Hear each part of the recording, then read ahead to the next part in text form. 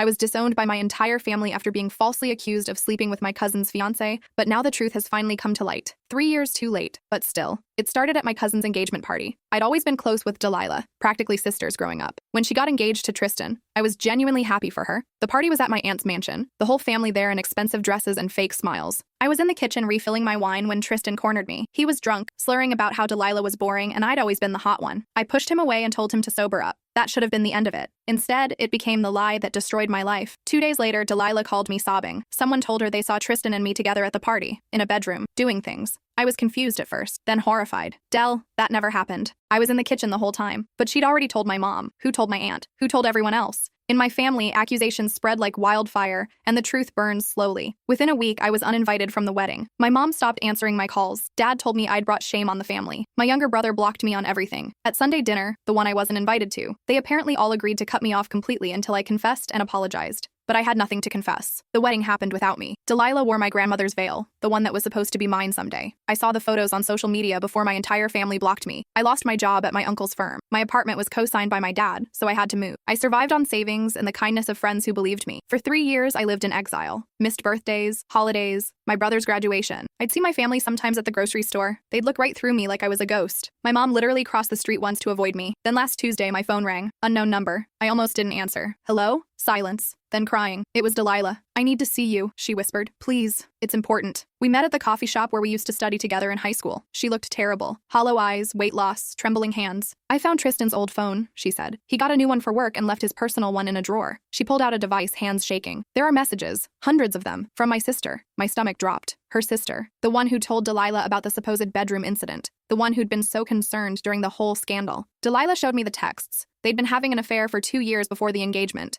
It was her sister in that bedroom at the party. Her sister who'd gotten jealous when Tristan drunkenly hit on me in the kitchen. Her sister who'd created the lie to deflect from her own guilt and eliminate me as a threat. I confronted them both, Delilah said. Tristan admitted everything, said they've been sleeping together our entire marriage. She was at our wedding. She was my maid of honor. The cruelty of it was staggering. Her own sister had destroyed her relationship with me to hide her betrayal. I'm telling everyone today, Delilah said. The whole family. I'm making them understand what they did to you. I should have felt vindicated. Instead, I felt nothing. 3 years of isolation. 3 years of being treated like trash by people who were supposed to love me. And now what? Sorry? That night, my phone exploded. 50 missed calls. Texts from my mom, dad, aunt, uncle, brother, all saying the same thing. They were wrong. They were sorry. They wanted to see me. My dad's text said, "We need to talk about this as a family. Come to Sunday dinner." As if 3 years could be erased with pot roast and an apology. I sat there staring at my phone. All these messages from people who'd abandoned me so easily. Who'd believed the worst without question. Who'd chosen comfortable lies over uncomfortable truth. My finger hovered over the delete button. Then my doorbell rang. I opened it to find my entire family standing there. Mom in front, dad behind her. Everyone crowded on my small porch. "We need to make this right," Mom said, tears streaming. Behind them, I saw Tristan's car pulling up. I didn't move from the doorway, just stood there blocking the entrance to my apartment. This tiny space that had become my sanctuary after they'd taken everything else from me. Mom reached out like she was going to hug me, and I stepped back. "Don't," I said. The word hung in the air. Mom's hand froze mid-reach. Dad shifted uncomfortably. My brother wouldn't meet my eyes. Behind them, Tristan was getting out of his car, and I could see Delilah's sister Veronica in the passenger seat. Her face was blotchy from crying. "Good. We know we messed up," Dad started. "But we're here now. We want to apologize properly." "Apologize properly," I repeated. The words tasted bitter. "You want to apologize for 3 years?" My aunt pushed forward. She'd always been the matriarch, the one who made the rules. "You have every right to be angry. What happened was unforgivable. But we're family. Family forgives." I laughed. Actually laughed. It came out harsh and broken. "Family forgives? Is that what you told yourselves when you uninvited me from the wedding? When you got me fired? When Mom crossed the street to avoid me at the grocery store?" Mom flinched. I was confused. I didn't know what to think. "You didn't know what to think," I said slowly. "But you knew enough to stop being my mother." That was pretty clear thinking. Tristan had reached the porch now, standing at the back of the group. He looked awful, pale, unshaven, dark circles under his eyes. Veronica hung back by the car, probably too ashamed to face me, as she should be. "Can we please come inside?" Mom asked. "We can't talk about this on your porch." "Why not? You had no problem talking about me everywhere else. At Sunday dinners, at the country club, in the church parking lot. I heard all about it from the few friends who didn't abandon me." My brother finally spoke up. "We were lied to. Veronica manipulated all of us." "Veronica lied," I agreed. "But you all chose to believe her. Over me. I told you the truth and you called me a liar. I begged you to listen and you blocked my number." "We're sorry," he said. His voice cracked. "I'm sorry. I missed you.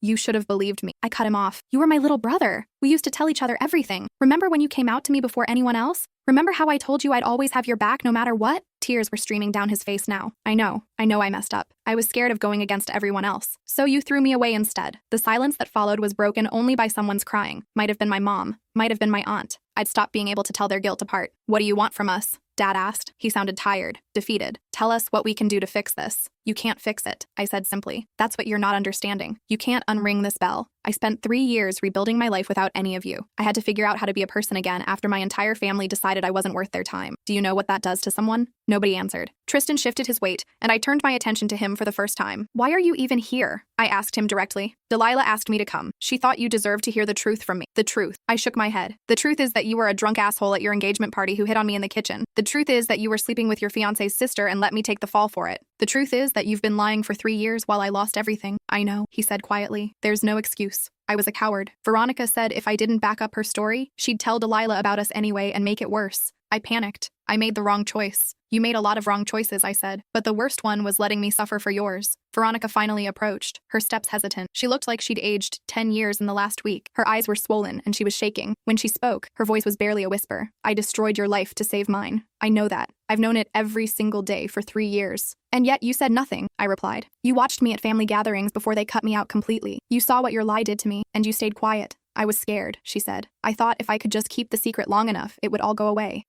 You thought it was easier to let me take the blame than to face the consequences of your own actions. I finished for her. You were right. It was easier. For you. Delilah's car pulled up then, and she got out slowly. She looked worse than she had at the coffee shop, like she hadn't slept in days. She walked up to the porch and stopped next to Veronica. I made them all come, Delilah said. I told them if they didn't face you, if they didn't try to make this right, I'd never speak to any of them again. That's sweet, I said, but I'm not interested in forced apologies. These aren't forced, Delilah insisted. They're horrified. They're ashamed. They want to fix this. There is no fixing this, Del. Don't you get it? They showed me exactly who they are. When things got hard, when the truth wasn't convenient, they chose the easy lie. They chose protecting the family reputation over protecting me. My uncle stepped forward. He'd been the one to fire me from his law firm. I should never have let you go. The company needed you. I needed you. I let family politics interfere with business. You let family politics interfere with my livelihood, I corrected. I had bills to pay. I had a lease with Dad as a co-signer that he refused to honor. You didn't just fire me. You helped make me homeless. His face went pale. I didn't know about the apartment. You didn't ask. None of you asked what happened to me after you cut me off. You just assumed I'd be fine. Or maybe you didn't care. We cared, Mom said desperately. We thought tough love would make you admit what you'd done. I didn't do anything, I said for what felt like the 1,000th time. And that's the part that you still don't seem to understand. I did nothing wrong, but you needed someone to be the villain in your story. And I was the easiest target. The sky was getting dark. My neighbors were probably watching from their windows. The whole scene was absurd. A family reunion on a tiny apartment porch, 3 years too late, with everyone crying and apologizing for ruining someone's life. I need you to leave now, I said. Please, Mom begged. Just give us a chance. Let us try to make amends. How? How are you going to make amends? Are you going to give me back the job I lost? The apartment? The 3 years of holidays and birthdays and normal life? Are you going to erase the trauma of being treated like I was dead? No, Dad said quietly. We can't give you any of that back, but we can try to move forward. We can rebuild. You can rebuild, I corrected. I already did. Without you. I made a new life. I have friends who stood by me. I have a job I'm good at. I have peace. Why would I give that up to let you all back in? Because we're your family, my aunt said. You stopped being my family 3 years ago. The words landed like a physical blow. Mom let out a sob. Dad put his hand on her shoulder. My brother looked like he might throw up. I loved you all, I continued, my voice steady now, calm. I loved you so much that losing you nearly destroyed me. For months, I couldn't get out of bed. I couldn't eat. I lost 20 pounds and my friend Rachel had to force me to drink water. I had panic attacks at the grocery store thinking I might run into you. I spent every holiday alone, crying, wondering what I'd done to deserve this. We didn't know, my aunt whispered. You didn't want to know. There's a difference. Delilah spoke up again. What can we do? There has to be something. Some way to show you we're sorry. I looked at her. Really looked at her. She'd been my best friend, my cousin, practically my sister. And even she had believed the lie. Even she had cut me out without a second thought. You can live with what you did, I told her. You can sit with the knowledge that you threw away someone who loved you because it was easier than asking questions. You can think about that every time you look in the mirror. That's what you can do. That's not fair, my brother protested. We were manipulated. Veronica lied to all of us. Life's not fair, I said. I learned that when my entire family abandoned me over something I didn't do. You'll figure it out. I started to close the door, but Dad put his hand up to stop it. Wait, please, can we at least have your new phone number? Can we stay in touch? I looked at his hand on my door. 3 years ago, those hands had refused to co-sign a new lease. Those hands had hung up on me when I called crying. Those hands had written me out of the family completely. No, I said simply. Please, Mom tried again. We're begging you. Don't shut us out forever. Forever? I repeated. Is that how long 3 years felt to you? Because it felt like forever to me. Every single day. We'll do anything, my aunt said. Anything you want. Therapy, mediation, whatever it takes. I don't want anything from you. That's what I'm trying to tell you. I don't want your apologies or your guilt or your attempts to ease your conscience. I want you to leave me alone. Tristan cleared his throat. For what it's worth, I'm divorcing Delilah, and I'm turning myself into the Bar Association for ethics violations. I lied during business dealings, used your name in vain at the firm. I'm taking responsibility. Good for you, I said flatly. That doesn't undo anything. I know. I just thought you should know. Veronica was fully sobbing now. I'll do anything. Anything. I'll publicly confess. I'll tell everyone what I did. I don't care, I interrupted. Your confession doesn't change my last 3 years. It doesn't give me back the life I lost. It just makes you feel better about destroying it. Then what? She demanded, her voice breaking. What do you want from me? Nothing. Absolutely nothing. That's the whole point. I don't want anything from any of you anymore. You're strangers to me now. The words hung heavy in the humid evening air. Somewhere down the street, kids were playing. Someone was grilling. Normal people having normal lives. Meanwhile, I was having the most surreal conversation of my existence. My mom tried one more time. You're my daughter. You'll always be my daughter. I know I failed you, but please don't shut me out forever. I can't lose you. You already lost me, I said, and I meant it. You lost me 3 years ago when you chose their lies over my truth. This person standing in front of you, this isn't the daughter you had. She died when you abandoned her. I'm someone new now. Someone who had to learn to survive without a family. We can start over, Dad suggested desperately. Clean slate. There are no clean slates. I cut him off. There are just consequences. You made your choices and I made mine. I chose to survive without you, and I did. But we want to be in your life now, my brother said. Doesn't that count for something? It counts for you being 3 years late. I could see them all processing this. The reality that I wasn't going to forgive them, that I wasn't going to let them back in, that their apologies, however genuine they might be now, couldn't undo the damage. I need you to understand something, I said, looking at each of them in turn. Every single day for 3 years, I gave you the chance to reach out, to question what you'd heard, to give me the benefit of the doubt. Every day, I waited for someone, anyone, to believe me. And every day, I was disappointed. So no, I don't want to rebuild. I don't want Sunday dinners or family holidays or awkward catch-up sessions where we all pretend the last 3 years didn't happen. I want my peace, and you're disrupting it. This is cruel, my aunt said, her voice hardening. We made a mistake. We admitted it. You're being vindictive. And there it was, the real them, showing through the apologies. I'm being vindictive, I repeated slowly. I'm being vindictive because I won't immediately forgive you for ruining my life? That's rich. We said we're sorry, she insisted. What more do you want? I don't want anything, I said again,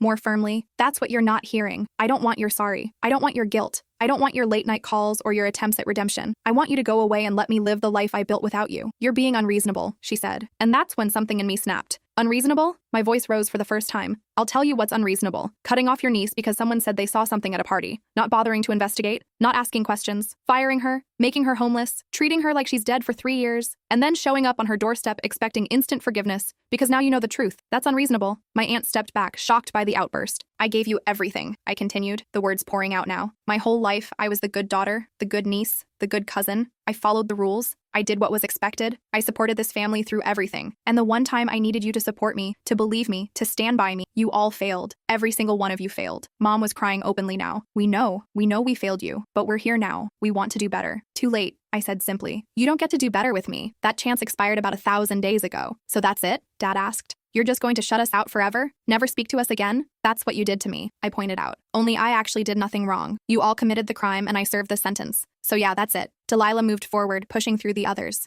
I know I don't deserve your forgiveness. I know I was a terrible friend and a terrible cousin, but I need you to know that I'm divorcing Tristan. I'm cutting off Veronica. I'm trying to make things right. Good for you, I said. I hope it helps you sleep at night. It doesn't, she said honestly. Nothing helps. I betrayed my best friend, the person I grew up with, the person who was supposed to be my maid of honor. And for what? Because my sister told a convincing lie? Because I was too hurt to think straight? I don't know, Del. Why did you believe her so easily? Did you always think I was capable of that? Of sleeping with your fiancé? Did you ever really trust me at all? She opened her mouth, closed it, opened it again. I don't know, when she told me, something in me broke. I couldn't think straight. And then everyone else believed it too, and it felt like the truth. Mob mentality, I said. It's powerful, turns good people into cowards. I was a coward, she agreed. I am a coward, but I'm trying to be brave now. I'm trying to face what I did. 3 years late. I know it's too late, but I had to try. I looked at all of them standing there, my family, the people who'd shaped my childhood, who'd been at every birthday party and holiday dinner, the people who'd taught me how to ride a bike and helped me with homework and celebrated my achievements, and who'd thrown me away like garbage the moment it was convenient. I appreciate that you came, I said finally. I appreciate that you know you were wrong, but that doesn't change anything for me. You had 3 years to be brave. You chose now because Delilah forced you. That's not courage. That's damage control. That's not fair, my uncle protested. Neither is what you did to me. So you're going to hold this against us forever? I'm going to protect myself. That's what I'm going to do. You taught me that I can't trust any of you. That when things get hard, you'll choose yourselves over me. I'd be an idiot to ignore that lesson. The finality of my words seemed to sink in. Mom was shaking her head, tears streaming down her face. Dad looked older somehow, more tired. My brother was staring at his shoes. My aunt had her arms crossed, defensive now that her apology had been rejected. Delilah looked heartbroken. Tristan looked relieved, like he'd done his penance and could move on. And Veronica looked destroyed, which was exactly how she should look. I need you all to go now, I said again. And please don't come back. Don't call. Don't text. Don't send letters or gifts or show up at my work. I'm serious.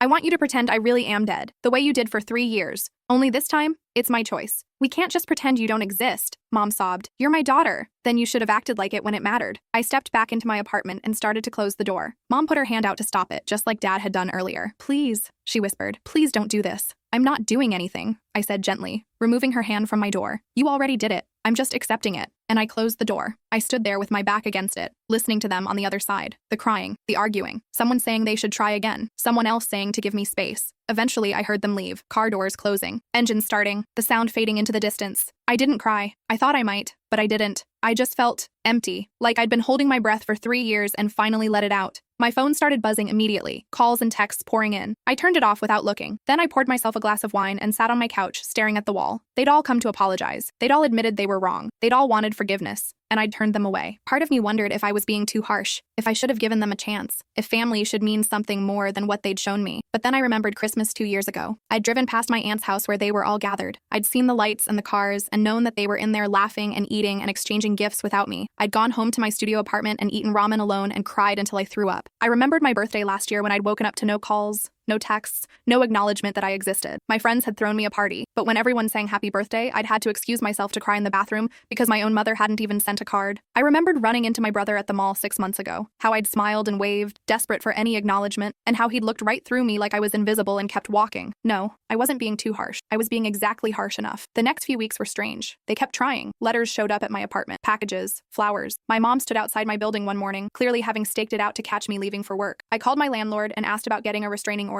That seemed to finally make them stop. But the guilt texts continued. My phone would light up with messages about how I was tearing the family apart, how my aunt was devastated, how my grandmother was asking why I wouldn't come to Sunday dinners anymore, as if I'd been the one who'd stopped going, as if I'd been invited at any point in the last 3 years. One message from my brother made me laugh. You're being selfish. Mom is on antidepressants because of you. I responded before I could stop myself. I was on antidepressants because of you, for 2 years. Funny how that didn't matter. He didn't respond. Delilah tried a different approach. She started posting on social media about toxic family dynamics and the importance of believing survivors. It was performative and obvious, but at least she was trying. She sent me a message asking if we could meet for coffee again. I thought about it for a long time. Del had been my person, my best friend, the one who knew all my secrets and dreams. Losing her had hurt more than losing anyone else. But she'd also been the first to believe the lie. She'd been the one to start the chain reaction that had destroyed my life. And as much as I wanted to forgive her, I couldn't forget that. I blocked her number. 3 months after they'd shown up at my door, I got an email from my dad. The subject line said, "Please read." I almost deleted it without opening, but curiosity won. "I know you don't want to hear from us," it began, "and I'm respecting your wishes by not calling or showing up, but I need you to know some things. Your mother is not doing well. She blames herself for everything. She's seeing a therapist and taking medication, but nothing helps. She keeps your baby pictures by her bed and cries herself to sleep every night. I know this is our fault. I know we don't deserve your sympathy, but I thought you should know. Your brother came out to the whole family last Sunday. He was terrified, but he did it.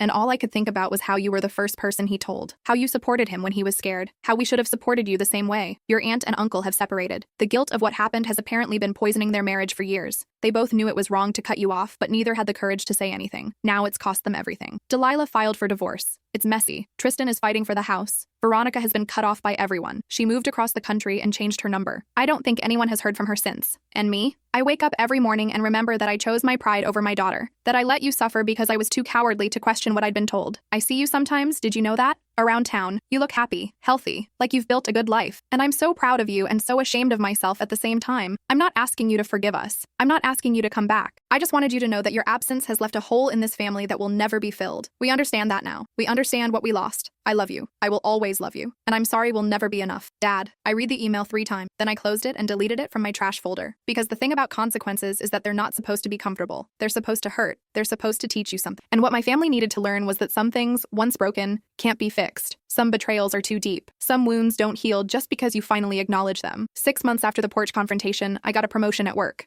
My friends threw me a party. Rachel gave a speech about how proud she was of me for rebuilding my life, how strong I'd been through everything. Someone made a joke about me being risen from the dead, and everyone laughed because they knew the story. For the first time in years, I felt genuinely happy. Not the forced happiness I'd been faking, not the barely holding it together happiness. Real, authentic joy. I'd built this life from nothing. These friends had stood by me when I had nothing to offer except sadness and trauma. This job had given me a chance when my family had made sure I had no references. This apartment, tiny as it was mine. No one could take it from me. I didn't need my family's apology or their redemption arc. I didn't need to be part of their healing process. I didn't need to absolve them of their guilt so they could move on. I just needed to keep living the life I'd built in their absence. 1 year after they'd shown up on my doorstep, I changed my phone number. Didn't tell anyone except my closest friends and my boss. If my family wanted to reach me, they'd have to try harder than a text message. They didn't try. 18 months after the confrontation, I ran into my mom at the grocery store. The same grocery store where she'd once crossed the street to avoid me. She was in the produce section, looking at tomatoes. I could have turned around, could have avoided her the way she'd avoided me, but something made me keep walking. She looked up and saw me. Her face went pale, then red. Then she started crying right there in the middle of the grocery store. "I'm so sorry," she sobbed. "I'm so sorry. Please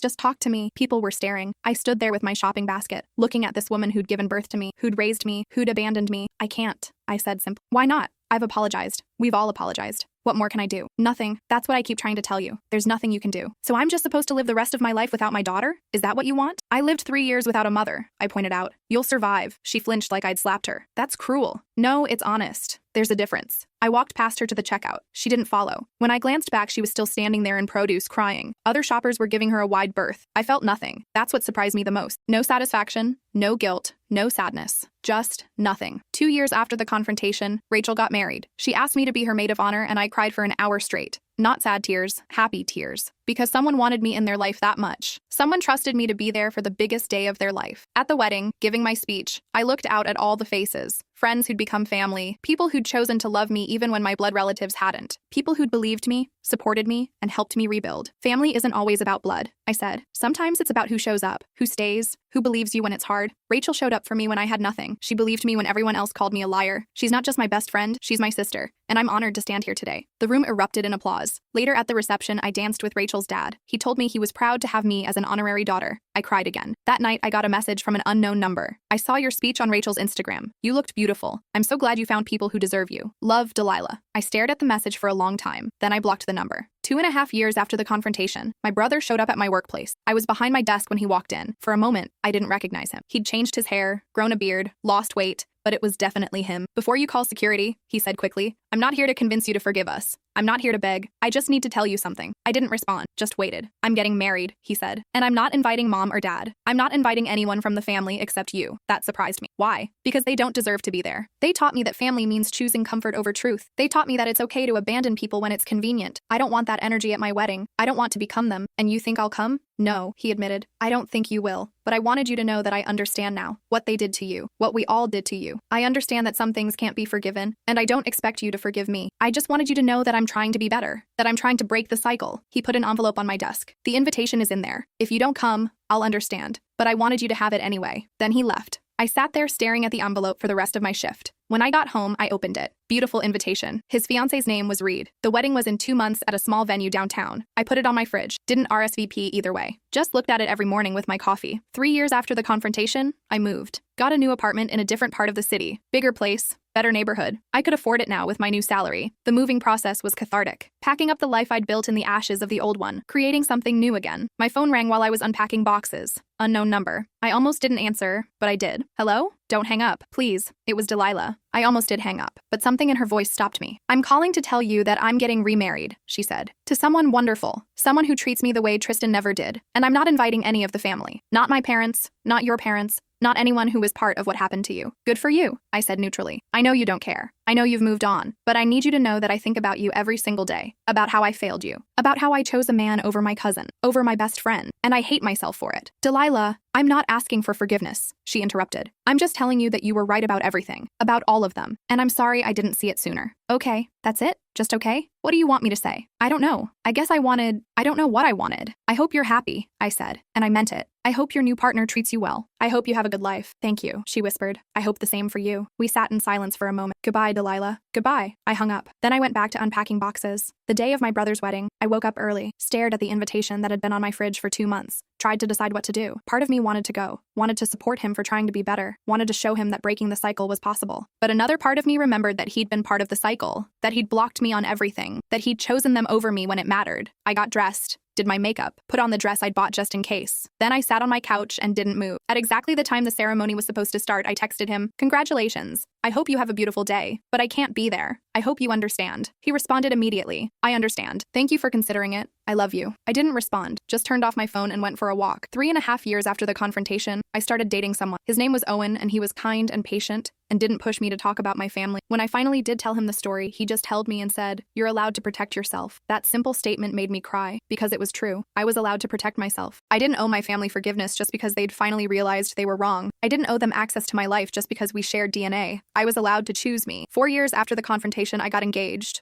Owen proposed on a beach at sunset, and I said yes without hesitation. Planning the wedding was strange. Who do you invite when you don't have a family? Where do you seat people when there's no parents or siblings or aunts or uncles? You have family, Rachel reminded me. Us, your chosen family. So that's what we did. I walked myself down the aisle. Rachel stood as my maid of honor. My friends filled the seats where blood relatives should have been, and it was perfect. Owen's family embraced me immediately. His mother told me I was the daughter she'd always wanted. His father offered to help me with anything I needed. His siblings included me in their group chats and family dinners. It was overwhelming and beautiful, and everything I'd lost when my own family cut me out. At my wedding reception, Owen's mother pulled me aside. "I know you don't have your parents here," she said gently, "and I can never replace them, but I want you to know that you're my daughter now, officially." I cried into her shoulder. This woman who'd known me for 6 months was offering me more than my own mother had in 4 years. "Thank you," I managed to say. "No, thank you, for loving my son, for being brave enough to build a new life, for showing him what strength looks like." 4.5 years after the confrontation, I got pregnant. The news was terrifying and exciting in equal measure. I was going to be a mother. I was going to have a chance to do it right, to be the parent my mother never was. "Should we tell your family?" Owen asked carefully. "I don't have a family," I reminded him. "You know what I mean." "No," I said firmly. "They don't get to know. They don't get to meet my child. They don't get to be grandparents or aunts or uncles. They made their choice 4 years ago." "Okay," he said simply. "Then we won't tell them." 5 years after the confrontation, I gave birth to a daughter. We named her Grace because that's what she was. Grace in human form. A second chance at everything. Holding her in the hospital, with Owen beside me and Rachel crying happy tears in the corner, I realized something. My family's rejection had nearly destroyed me, but it had also freed me. Freed me to build something better, to choose my own people, to create my own definition of family. Grace would never know her biological grandparents. She'd never have cousins from my side or great aunts who told embarrassing stories about my childhood. But she'd have Owen's family, who already adored her. She'd have Rachel, who'd insisted on being called Aunt Rachel. She'd have my chosen family, who'd shown up in ways my blood family never had. And she'd have me, a mother who understood the importance of showing up, of believing, of choosing truth over comfort. 6 months after Grace was born, I ran into my aunt at the park. She saw me pushing a stroller and her face lit up, then fell when she realized what it meant. "You had a baby," she said, approaching carefully. "I did. Can I see her?" "No, please, I'm her great aunt." "I have a right." "You have no rights," I interrupted. "You gave those up when you cut me off. But she's family. She deserves to know her family." "She does know her family, just not you." My aunt's face hardened. "You're punishing an innocent baby because of what we did." "No, I'm protecting my daughter from people who've proven they can't be trusted. There's a difference." I walked away before she could respond. Grace gurgled happily in her stroller, oblivious to the confrontation. I kissed her forehead and kept walking. That night, I got a message from my mother. Somehow she'd heard about Grace. The message was long, desperate, begging for a chance to meet her granddaughter, promising she'd change, saying she'd go to therapy, do whatever it took, just please let her be in her granddaughter's life. I deleted the message without responding. 7 years after the confrontation, Grace started preschool. On family day, all the other kids had grandparents visiting. Grace had Owen's parents, which was more than enough, but I could see her noticing that she only had one set of grandparents when her friends had two. "Do I have other grandparents?" she asked that night. Owen and I had prepared for this question, had discussed how to answer it. "You did," I said carefully, "but they're not in our lives anymore." "Why not?" "Because they hurt Mommy very badly, and Mommy had to make a choice to keep herself safe, and to keep you safe too." "Did they hurt you with their hands?" "No, baby, with their words and their choices." She thought about this. "That's mean. It was very mean. I'm glad I have Grandma and Grandpa from Daddy's side. They're nice. They are nice. We're very lucky to have them." She seemed satisfied with this answer, went back to playing with her toys. But I sat there thinking about how easy it was for her to accept, how she didn't need those other grandparents because she had everything she needed right here. 8 years after the confrontation, I heard through the grapevine that my father had been diagnosed with Alzheimer's. The disease was progressing rapidly. He was already forgetting things, getting confused, struggling with basic tasks. Part of me felt sad. He was my dad, after all. The man who'd taught me to ride a bike and helped with my math homework and scared away boys who weren't good enough. But he was also the man who'd chosen his pride over his daughter, who'd let me become homeless rather than question a lie, who'd made me feel like I didn't exist for 3 years. I didn't reach out, didn't send a card or a message, didn't offer to help. His disease wasn't my responsibility. His care wasn't my problem. He'd made his choices. Now he'd live with the consequences. 9 years after the confrontation, my mother died. Heart attack, sudden and unexpected. I found out from my brother, who'd gotten my new number somehow. I thought you should know, he said. The funeral is on Saturday. I know you won't come, but I wanted you to know anyway. I thanked him and hung up. Sat with the news for a long time. My mother was dead. The woman who'd given birth to me. The woman who'd rejected me. The woman who'd cried herself to sleep for years because of her own choices. I didn't cry, didn't feel sad, just felt nothing. On the day of the funeral, I took Grace to the zoo. We looked at elephants and lions and laughed at the monkeys. It was a beautiful day. Grace held my hand and chattered about her favorite animals. Owen bought us ice cream and we sat in the sunshine. A normal family doing normal things. And I didn't think about my mother's funeral once. 10 years after the confrontation, I got a letter from my father's lawyer. My mother had left me something in her will. A safety deposit box key and a letter. I almost threw it away. Almost didn't even open it. But curiosity won out. The letter was simple. I know you won't forgive me. I don't expect you to. But I want you to have these things. They're yours by right. I love you. I'm sorry, Mom. The safety deposit box contained my grandmother's jewelry, the pieces that were supposed to be mine, the ones I should have inherited but never received after the family cut me off. There was also a thick envelope full of photographs, pictures of me growing up, birthday parties, holidays, school events.